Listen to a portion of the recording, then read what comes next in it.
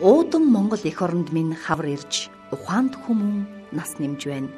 Дэлгэр Монгол оронд минь дэлхий дэлгэнэж, дээл бүсэн гоёлоороо үндэстэн золгож байна. Яг энэ мөч, яг энэ цаг хугацааг түр зогсоож, ижи аава өтөл болтлоо шүтсэн ухаанд нэгэн бууралтай үзэгч таныг уулзуулж байна. Ерөөл бэлэгдсэн, ерөөл дуудсан, Бурхны их шүншгэнд залбиран байгаа баян хүрлээгийн их залбирлыг үзэгч та болгоно.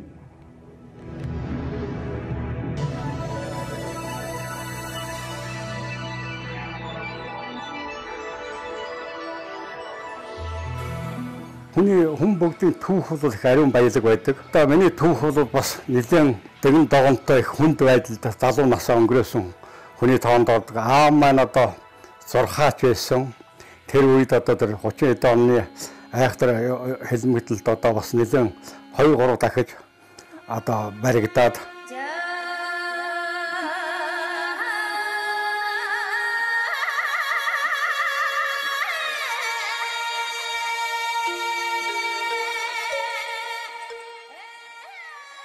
Олон үндэстэн ясны өлгийн нутаг, Ховд аймгийн Дарив суманд эцгийнхээ магнайд баярын совин татуулан хүүн болж заяасан хүрлээ гуайн амьдралын намтар дэндүү баялаг. Би сургууль төгсөөгүй зөвхөн 26 хоногийн курс төгссөн.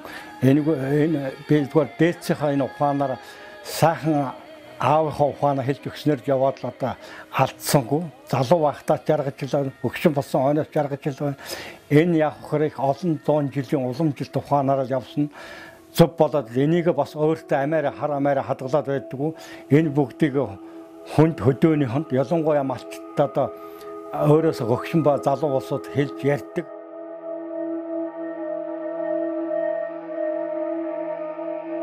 Бага залуу насндаа амьдралын олон бэрхшээл дунд туучиж, эцэг эхийнхээ хэн нэгнэр дутуу амьдарсан түүний бага нас дүүрэн байгаагүй. 20 гаруйхан настай цэл залуухан ээж нь өвлийн урт шөнүүдэд 2 үрээ хөтлөөд эсэргүү хэмээн хоригдсон эцэг рүү яарч даарч явсан тэр өдрүүдэд хүрлээгүй ижийнхэн харийг тэр л үед хандлаа амссан гэж ярихдаа эр хүний гашуу нулимсаа залгиж байсан. Манай ээж одоо их сайхан хүн байсан байгаа. Би одоо ээжтэйгээ тэр ховдоос наашаа ирэхэд би 10 хүрээгүй байсан байхгүй юу? Их дэндүү балчирж байгаа хүн байсан. Тэгээ 2 хүүгээ ямар ч хүн болохын төлөө тэр миний ээж шиг тэгж ядарч одоо 2 хүүхдээ хүмүүжүүлсэн тэр цагсан хэлсэн үг маш ухаантай. Өөрөө тэр гатгааг аваад гатгаагаараа одоо туушгын баг байхгүй болоод тэр 3 жил нүүдэл дагаж ийм их хүн арга байхгүй шүү дээ. Тэгээ 20 хэдхэн настай. Тэгэл одоо ээж маань тэгэл ерөөсөө энэ дотор аавтаач уулз чадлагүй тэгээд өөд болсон да ээж одоо ээжигээ одоо биер нэг сайн мэддэггүй. Одоо 10 хүрээгүй хүн чинь одоо нэг тийм тэр үед ч одоо ямар сайн ойлгож чаддгүй. Их сайхан тийм өндөр их дандаа тэгж инээж идэг. Тэгэл дандаа 2 хүүхдийнхээ төлөө амь насаа тавьдаг. Өхөө өвлөнд цасан дотор ондоход одоо майхан гэж байхгүй шүү. Тэгтэл өөрөө бүх гоцлогоо өөрөө ингээд бүр чичирсэн юм л байдаг. Ингээд юм ярихаар ингээд чичрээд өрөө аамны ээсцэн юм л байдаг. Ийм тийм айхтар хүний тэр их бүгд байдаг үр хүүхдийнхээ төлөө байдаг. Ийм л байж байгаа. Тэгээд хүн болсны хэрэглээ хангаж чадлаггүй өөд болсон хүнтэй энийг. Хүн гэдэг энэ хорвоод харсан, үзсэн, таньсан, бодсон, ургуулсан бүхнээрээ сэтгэж, сэрж амьдардаг. Нас ахисан хойноо амьдралаа эргэж хараад өөрийнхөө бус хүнийхээр явснаа мэдэрнэ гэдэг хичнээн гаслантай болохыг хүрлээгүй сайн мэднэ.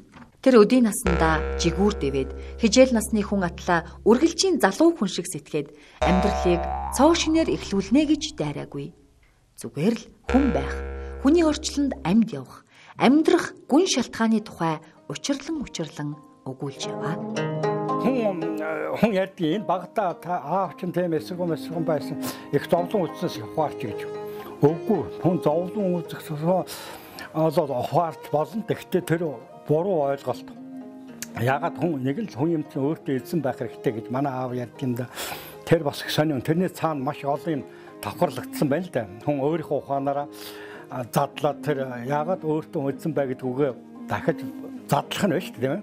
Тэгжээд баа би чинь хүн болоо өөрийгөө доош би таарах хүн сургууль төгсөөгүй хүн их дээд сургууль байж л авал сайхан амьдрах гэдэг үг бол манай аав шүшүүрдэггүй. Хүн чанар байх хэрэгтэй. Хүнийг хүндэлж хэрэгтэй.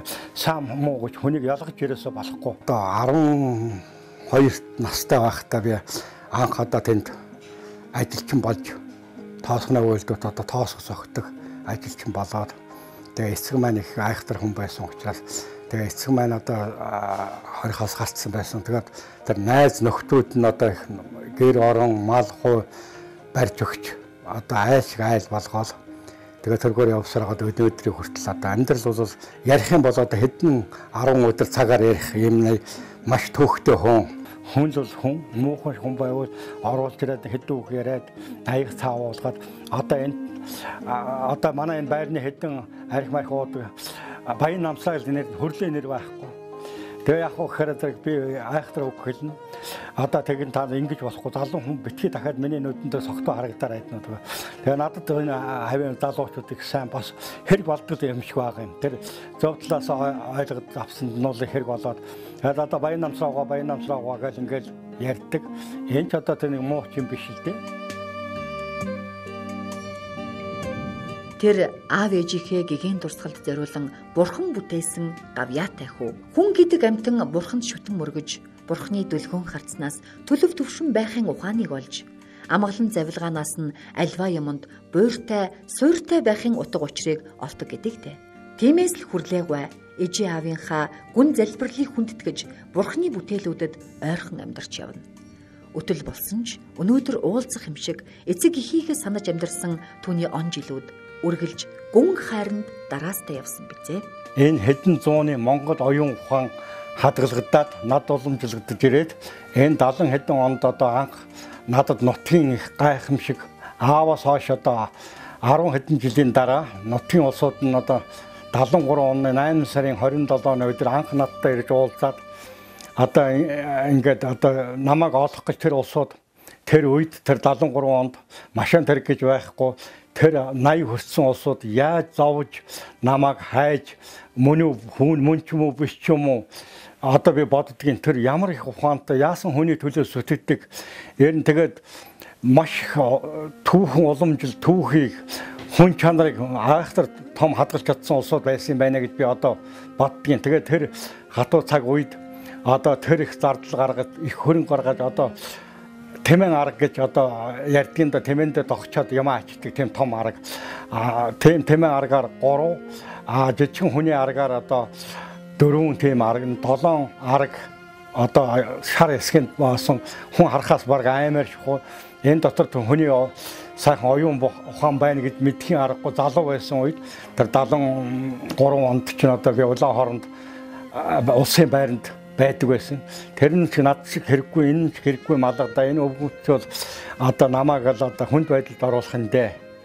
За аав маань одоо тэр үед одоо бас л яахад ийм гэж одоо тэр үед одоо над хүнд санагдчихсан боловч сайхан аавынхаа хэлж барьж исэн бүх юмыг түүхээр байх хэрэг түүхийг уламжилж үр хүүхэд нь хоошд залгамжилж явах ёстой шүү. Чамаа хэдэн нэгэн цагт миний найз нөхдүүд чамтай юм ярих, янз бүрийн хөөрөлдөх яаж мэдгүй энийг өөрийн үн сэтгэлээрээ хүлээж авч явах хэрэгтэй шүү гэдгийг бас амьд байхдаа надад сахиж ирсэн. Тэр үг бодогдоод одоо тэгээд энэ ямар учиртай яах юм ингээ асуусан. За тэгээд өөрөө ч олж чадахгүй их зовлоо биднүүд. Одоо тэр үед одоо хамгийн өндөр настай 83 та хамгийн залуу 64 настай. Одоо их өндөр настай улсууд ирж надад уулзаад тэрнийх өвөл 1 сарын 7-нд мах атсан машин дээр энэ хэдэн аргатай юм ачиж өгсөн. Гаднаас нь харуул хүн аймагч юм шигээр нь гэрт оруулсан хогч улмаар юм шиг юм ачиж өгсөнд тэгээ би гадаа сараанд буулгаад гадаа хийгээд ингээд тэгээд энэ ямар учиртай юу байгаа юм. Танаа удамынхан хэрэгжилж илээсэн юм лээ. Одоо бид яг ямар ч байсан өөрөө чинь гартал атуулъя гэж бодно. Өөрөө яах яахыг өөрөө л мэднэ үзгэл. Одоо би гандантаа яринд ганданд аавын танил хэдэн сайхан өвчүүл. Тэгээд одоо яг энэ ганц 2 хоногт одоо энд байлгаж би тэр өвчүүлтэйгээ уулзаад энийг шийднэ гэд. Тэгээд би 73 оны өвөл 10 эд төвтнэр хүлээж аваад Тэгээ ээчээ гандан дээгүүр одоо сайхан ухаантай мондог улсууд манай гомбчуу хам бас манай аавыг нэлээд сайн мэднэ. Одоо гомбч Монголыг биш дэлхийд нэр нь гайхуулсан хүн. Тэгээс нь хэрэггүй чамдал даруйлж тэр улсууд тэр айхтар улсууд их хөдөлмөр гаргаж ирсэн байх хөрлийн минь чийл очрын бол одоо би яах вэ? Тэр чинь одоо толоогонд буруу харуулна, ном судар байдгийг би үзэгч надад сонирхол алга. Таал нэг шийдийг олж өг гэж. Тэгээд нэг ирсэн. Тэгээд үзээд ингээд нэг хавар их сайхан цагаар ирээд та чийл энийг учрыг нь олно даа гэсэн. Тэгвэл одоо би гандан төгчий дөө одоо гэсэн хэрэггүй би гандан төгч болохгүй. Одоо ингээд тэгээд тэр сараанда байгаад байдаг байсан байгаа. Тэгээд нааша нүүх манай ажлын газрынхан энд нүүж ирсэн. Энэ байранд одоо 2 айлын хажуудалд орхосон. Энд бос сараатай байсан. Тэгээд тэндээ байлгаж байгаа нэг сарын дараа очиж энэ сараанд хийсэн. Тэгээд энэ янз бүр улсууд ийм байна гэдэг энэ сараанд орж гарсан улсууд нь бас цаашаа матаад тэгээд докторын намын хороо ирж шалгасан. Шалгаад одоо та яны үе би одоо мэдхгүй миний юм одоо ингээд хэдэн өгчүүл одоо ийм өндөр настай болсон улсууд ингээд ачиж өгсөн. Манай л удмын юмнууд ч байгаа. Тэгээд би ганданд л одоо өгөх гээд байгаа. Тэгээд ганданд өгөх гэсэн яг хүлээж тэгээд одоо ер нь удахгүй ачиж өгч байх гээд тэр үед одоо жоохон залж юм уу да хаашаа чинь яг л нэг тийм үг араал тэгж хэлэхээс яах вэ гэж хэлээд хэлчихсэн. Тэгээд тэр улсууд яагаад ч вэ? Ер нь бүгд задлаа тэрэггүй энэ чигээр л одоо явна одоо та нараас адилхан хүн байна. Одоо энэ хэрэггүй юмнууд байгаа. Энийг ганданд одоо өргөх юм. Ганданд яах вэ гэсэн. Тэгээд би гомдоо хамбатаар очиад одоо ингэж байсан. Би бичиг өгөн чи зүгээр хайхан байхгүй байлгаж чиг. Би гэртээ оруулмааргүй. Чи гэртээ оруул гэдэг.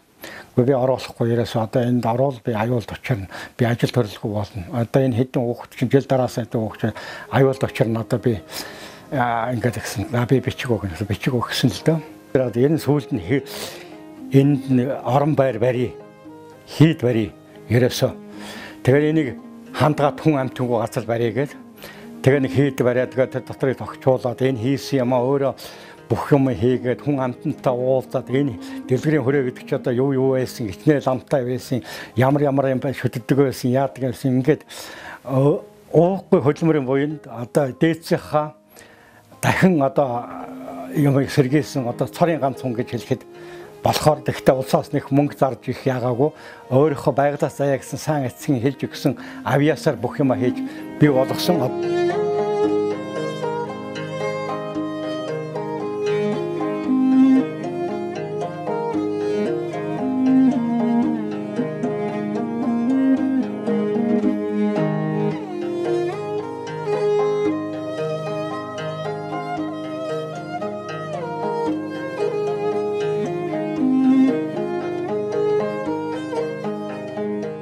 Энэ хийд чинь одоо ингээ хүн үзэх харахад бол одоо маш их хөрөнгө орсон юм шиг их хөрөнгөөр их хөрөнгөтэй хүн их баян хүн юм шиг хэлмээр юм шиг ийм санагдаж байгаа юм. Энэ биш хүний сэтгэл оюун ухаан, хүний төлөвшил, хүний уламжлалт арга, дээдсийн том ухаанаар бүтцэтгэл энэ бол арга байхгүй ээж аавгаа мөнгөжүүлж байгаа нэг хэлбэр маягны нэг жишээ юм да, бодит жишээ юм. Энэ одоо миний аав бүр толгой дээр ингээд өөрөө доорн одоо яг ингээд байжсэн одоо энэ хэдэн зуун жилийн настай мэдэхгүй дандаа хүний толгойд ингээд л хадгалагдсан над дээрсэн.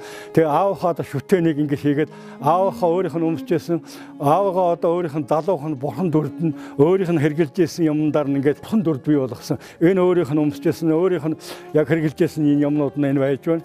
За энэ одоо манай аавын бас эдэлт хэрглэжсэн энд одоо дандаа хэлмэдэлд ороод аюултай болчихсон энэ ийм чухал юмнууд байгаа юм. Энийхээ зарим юмнуудыг би бас сайн учрыг нь олохгүй байгаа. Ээжигээ хийсэн. Ээжийн одоо эдэлт хэрэгжээс авдарн дарна. Өөрийн одоо цагаан дарихт оруулаад өөрөөс нь шүтжсэн юугаа ээжигээ ингээ бурхан дүрд оруулаад ингээд хүн өөрөө хувь тавилангаас сонгодгүй. Гагцгүй түүнийг бурхан оноож өгдгөө гэж ярих. Тэр бурхан гэдэг чинь хүний энэ дотор, энэ сэтгэл дотор, энэ үнэмшил дотор байдаг юм шүү дээ гэж тэрээр хуучлана. Энэ хүн бүхий л он цагийг тулсан.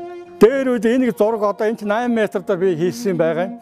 Энэ чинь одоо дээр үеийн хүмүүсийн оюун ухаан санааг зургаар илэрхийлжсэн энийг зургал тусдаа айгүй агуулгатай учраас одоо тайлбар нэхэр зөвхөн довчхон хэлж энэ одоо биднүүдийн дээдсүүдийн биенийг хүмүүжүүлэх нэг арга хэлбэрийн нэг жишээ юм.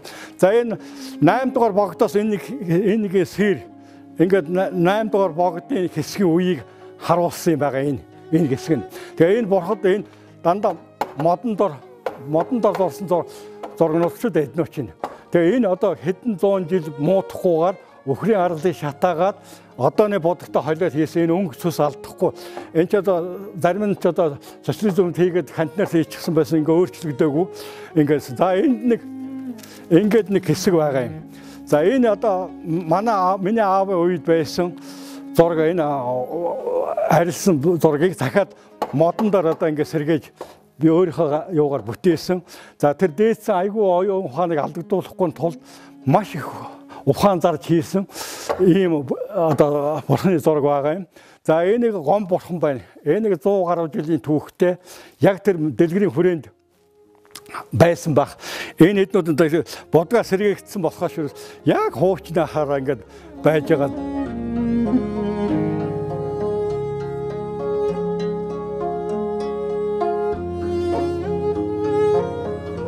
Амьдрал мэдэхгүй томоогүй жаахан хүү амьдралыг танихыг ч мэдэхгүй гүйж явсан.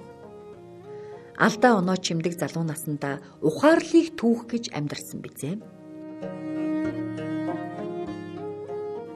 Тиймдээ ч өнөөдөр амьдралын олон өнгийг мэддэг буурал болсон.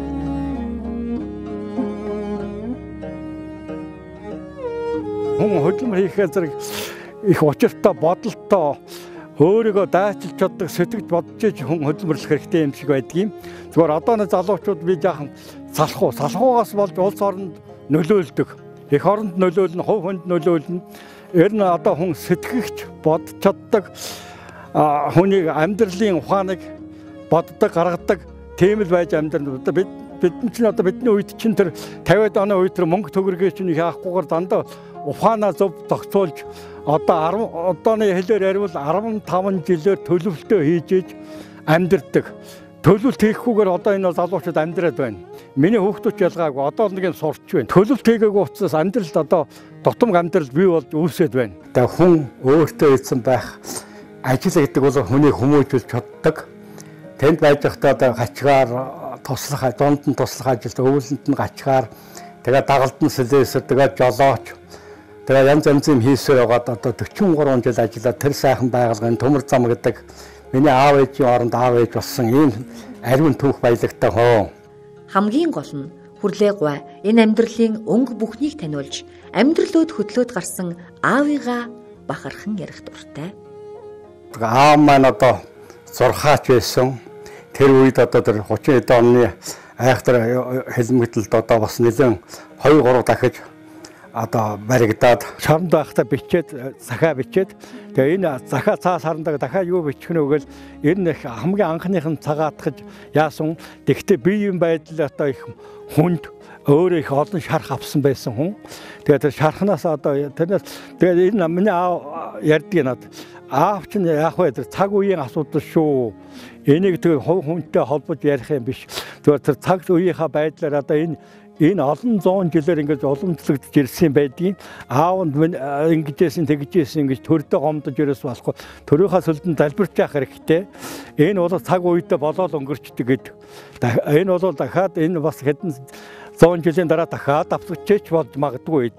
Ийм учраас одоо тэр манай аав чинь тэр хэлмэгтэлтийг ярих их өөрөө их дургу, хэлмэгдүүлсэн гэж ярих их дургу, тийм л их сайхан бод сэтгэлтэй хүн байсан юм байгаа. Хамгийн сүүлчийнх дараа хамгийн хүнд ялыг ар хангаад тэгээд ар хангаад одоо ачирчаад аав маань хэдэн жилийн дараа 48 онд би амьд байна. Та нар ямар нэгэн аргаар тэгэхэд Улаанбаатар гэж байгаагүй энэ хөрөө рүү орж ирээ. Хэдэн малаа орхиж болохгүй шүү.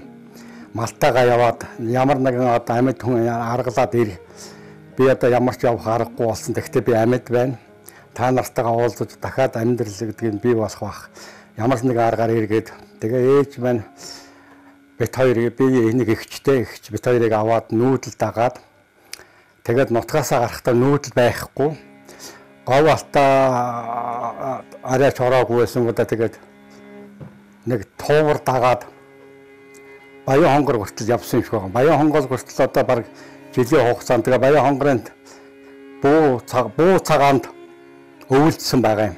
Гэр орон байхгүй, майхан савч байхгүй, хэдэн мод гоцоолгочоод хэдэн малаа хараад л ээж маань 20 хэдхэн настай их цэл залуухан.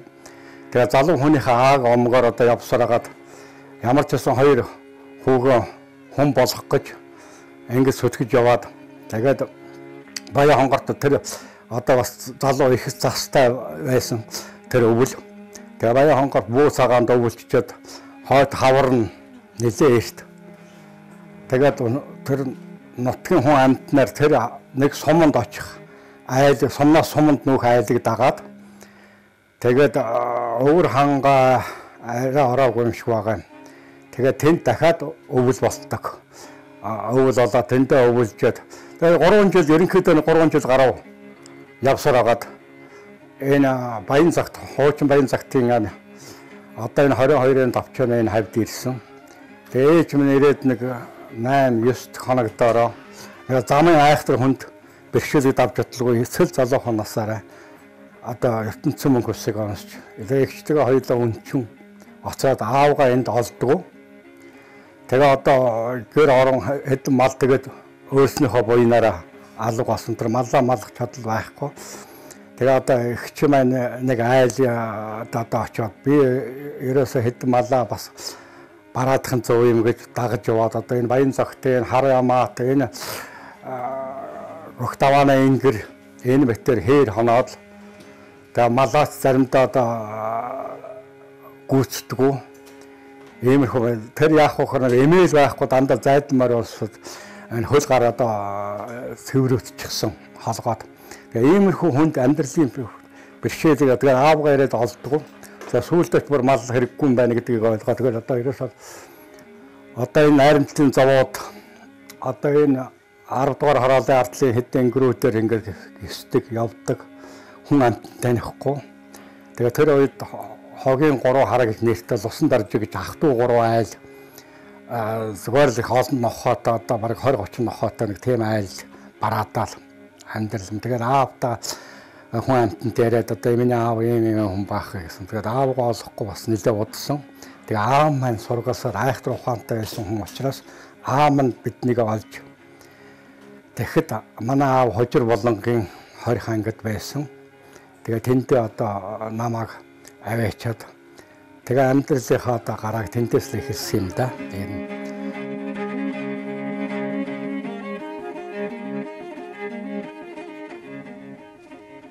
Аав минь ханьгүй би илгээд өвтөх ихгүй олон жил амьдарсан.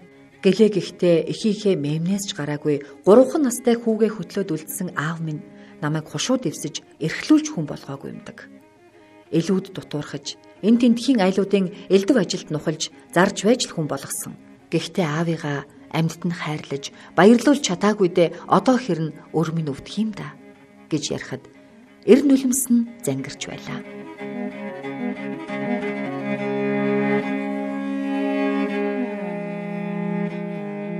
Тэгээ хүн ерөөсөө энэ ухаан сайхан хүн болсон хэрэглээг хангаж чаднаг бол сайхан ухаанаар хорвоог өнгөрөөх хэрэгтэй.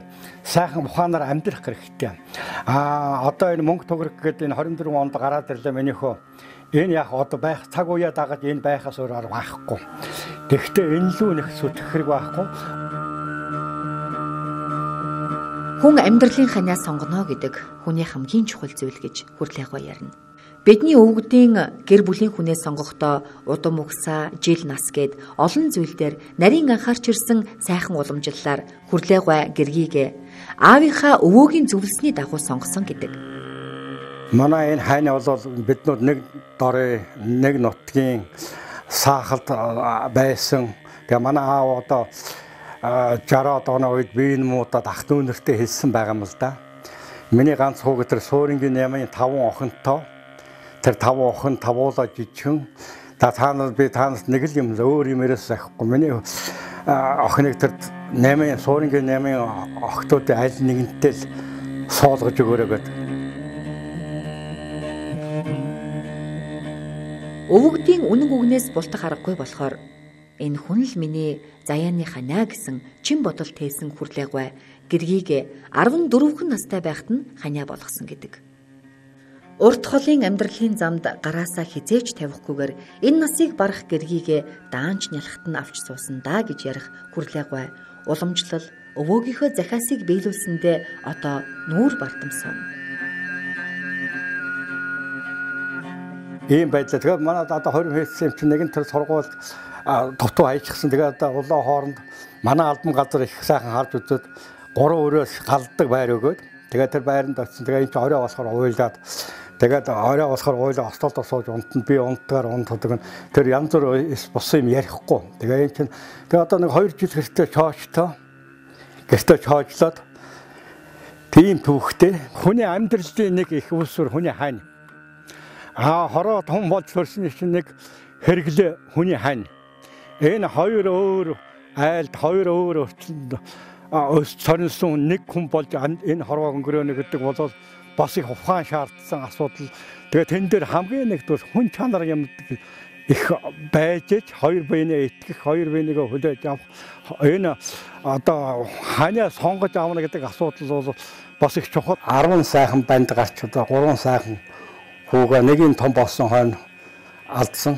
Одоо ертөнцийн хамгийн аюултай тэрл байдаг. Энэ сайхан ханиахаа хүчинд одоо хүн шиг амьдарч сайхан жаргаж явна насныхаас. Энэ цаг хугацаанд түүний аав Тэнгэрийн тэр орноос хүүгээ хараад түүний ижи аавдаа зориулан бүтээсэн шавилхан хийдийг нь үзээд энэ хорвоод хүн болсон хүүгээ хараад бахархаж байгаа нь дамжиггүй үзээ. Одоо аавхаа хэлсэн хүний удамшил хүн чанар хүний гэрээс хүн одоо миний хувьд их муухай харагдсан эвгүй хүн байж болно. Тэгвэл тэрэнд бүр өөрийнхөө сэтгэлээс ханд тэгсэн цагт чи хүн болсон хэрэглээ чинь хангагдана гэж тэр их сонин одоо өгшөөсөн хойно ингээ бодоод байхад тэр ертөнцийн хамгийн нууц агуу хүн бүгд байх ёстой юм байдгийн байна.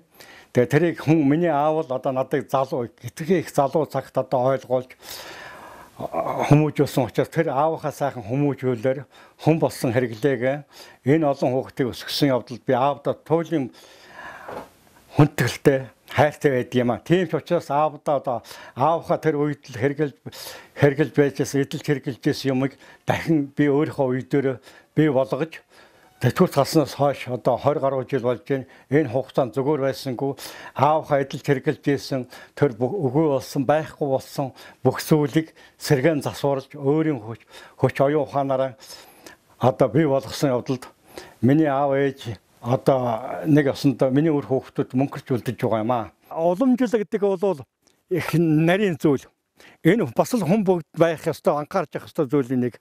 Яагаад уламжлалт гэж одоо биднүүд зүгээр би энэ миний алдаа баха. Энэ сүүлийн хэдэн жил одоо бидний дээдсэн тэр их агуу одоо энэ 50-аад оны одоо үед амьдарч байсан энэ хөгжчүүл. Ялангуяа миний үеийнхэн энэ уламжлалт аргыг энэ хойч үеийнхэндээ маш их би чадал чинээгээр уламжлуулж байгаа. Тийм ч учраас одоо над хүн бүгд сайн байдаг. Ялангуяа би болохоор хөдөөнийх нэг их уламжлалт арга руу энэ 5-30 малын их анхаарч одоо яадаг. Улаанбаатар ч одоо юуг нь уламжлалт яах вэ сайн мэдэхгүй байна өөрөө. Хөдөөнийхэн дээр бол би одоо маш их уламжлалт аргыг бол их суулгаж өгдөг. Одоо энэ чинь малын сүүгээр 22 төрлийн бүтээгдэхүүн хийжсэн биш. Эрдэмтэн хүнээс би өдөө аж ахуйн эрдэмтэн хүнээс би асууж байсан. Хоёр мөрөө гэж тэр мэдэхгүй гэсэн үг юм уу? Мэднэ гэсэн үг юм уу? Тэр ойлгоочгүй. Энэ бид нар ч ерөөс уламжлалт арга байхгүй учраас яагаад 22 төрлийн бүтээгдэхүүн болж байсныг мэдэхгүй шүү дээ. Ерөөс хаях юм ерөөс байхгүй. Маллаас хаях юм байна. Баас нь төлдөг төлөө. Бүхэл юм дээр шээсэл одоо хаягдана да. Тэгээ одоо ийм энэ чинь арга байхгүй олон зуун жилийн уламжлалт арга дараад явдаг. Одоо бидний үед уламжлалт аргыг ярьдаг хүн гэж байхгүй. Дээрээс ч гэсэн одоо их дутуу бодож сэтгэж байна.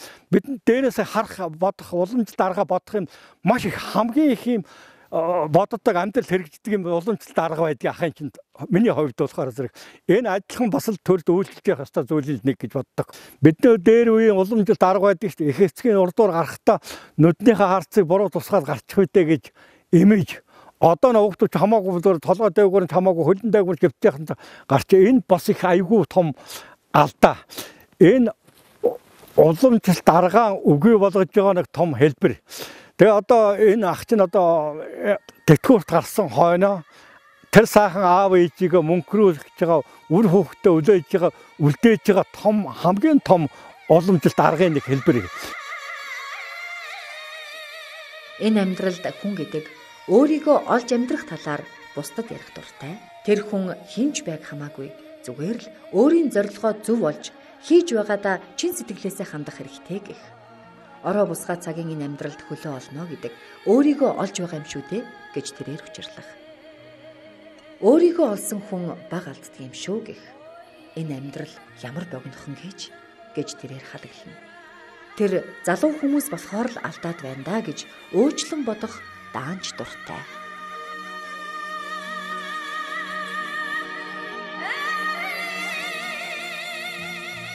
Би олон үр хүүхдтэй хүн зовж бодох ирээдүйнхээ тухай зовж бодох зүйл байна. Тэгвэл тэрийг бодсныхаа төлөө тэр зовоор гарна гэж байхгүй. Төрд байгаад хов хүнд энэ зовоор төр бол одоо ард түмнийхээ хэдэн 100 жилийн өмнө урьдчилж бодож иж төр явагдах ёстой. Хов хүн болоод одоо үр хүүхдийнхээ ирээдүй хооч одоо тэр дахиад үр хүүхд уламжлагдаад явна. Энийг эцэг хүн их хүн урьдчилж сан харж бодсны учраас одоо үр хүүхдэд хүмүүжүүлэх гол шалгуур нь. Одоо миний зовуур гэдэг юм бол одоо хүүхдүүдийн ач учныхаа ирээдүйн төлөө жоохон одоо боддог юм. Хүн бүгд залуу хөвшингүй бүр цаг ямагт байдаг асуудлын нэг шүү дээ. Байгалаа хайрлж хөндлөж бидний амьдрал явагдана. Тэгэхгүйгээр энэ ингэдгээ энэ тэгдгээ юм гэх юм бол бидний өөрснийгөө бидний амьдрал богиносно. Цаг хугацааны амьдрал хэмээх гүүрэн дээр та бид алхалсаар харин амьдрал гэдэг хүн таны туулж өнгөрүүлсэн хуучин гүүр бус харин таны дурсамж бусдад ярьж ухааруулж нээж өгч буй тэрл ухаан гэдгийг энэхүү нэвтрүүлгээрээ дамжуулан хүн танд илгээж байна.